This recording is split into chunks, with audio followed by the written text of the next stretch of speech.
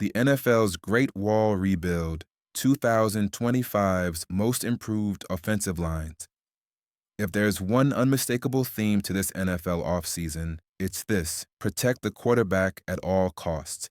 In a league increasingly dominated by explosive aerial attacks and franchise QBs with generational potential, front offices across the NFL went all in on rebuilding their offensive lines. 3 of the top 5 free agent signings by total money and 3 of the top 9 selections in the 2025 NFL Draft were dedicated to the trenches. The message was clear: get bigger, get tougher, get better up front. Let's break down the 5 franchises that overhauled their offensive lines and now stand poised for massive improvement in 2025. Chicago Bears, the blueprint for a new era. The Chicago Bears didn't just dip their toes into the offensive line pool, they cannonballed in. Under new head coach Ben Johnson, the Bears are engineering a bold new identity, and it starts up front. The centerpiece, a blockbuster trade for 2-time All-Pro guard Joe Thuney, reliable, durable, and elite. Thuney has never posted a PFF grade below 74.2 since 2017. That's not consistency, that's dominance. Ryan Poles knew what he was doing when he pulled the trigger, but he wasn't done. The Bears also brought in Jonah Jackson, reuniting him with his former offensive coordinator in Detroit. Jackson hasn't hit elite PFF grades in his career, never cracking the 70.0 mark, but Johnson knows how to unlock him. This isn't just a gamble, it's a calculated reunion. The sneaky best move of Chicago's offseason, though, may be the signing of center Drew Dalman. Quietly, one of the league's most efficient pivots, Dalman finished 2023 as PFF's 4th highest graded center, a technician in the trenches. Combine that with offensive weapons added in the draft, and suddenly, second-year QB Caleb Williams doesn't just have a chance to survive, he might just thrive. Expect a leap, a big one.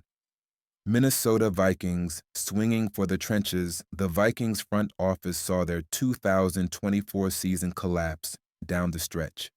And they knew exactly why. The offensive line crumbled, so they swung big and risky. General Manager Kwesi Adofo-Mensah handed guard Will Freeze a stunning 5-year, $87.7 million deal, despite Fries only playing 5 impressive games in 2024, before a fractured tibia ended his season. Before that, mediocre at best. This move is high risk, high reward, and exactly the kind of gamble teams make when they believe their window is now. Joining Fries is veteran center Ryan Kelly, a former Alabama anchor who had his best career season in 2023. Though his 67.0 grade in 2024 wasn't eye-popping, it marked a steady presence, a vital ingredient for a young QB like J. McCarthy. Minnesota completed the trench rebuild by drafting Donovan Jackson out of Ohio State with the 24th overall pick. Jackson's versatility, able to play both guard and tackle, and elite college run-blocking grades, top 25th percentile in both zone and gap schemes, give Minnesota flexibility and power. With Christian Darrisaw returning healthy, the Vikings line could be the unsung hero behind a potential playoff run in 2025. New England Patriots building a wall for May. The Patriots watched Drake May struggle through his rookie campaign with what was arguably the worst supporting cast in football. So New England made a vow: never again.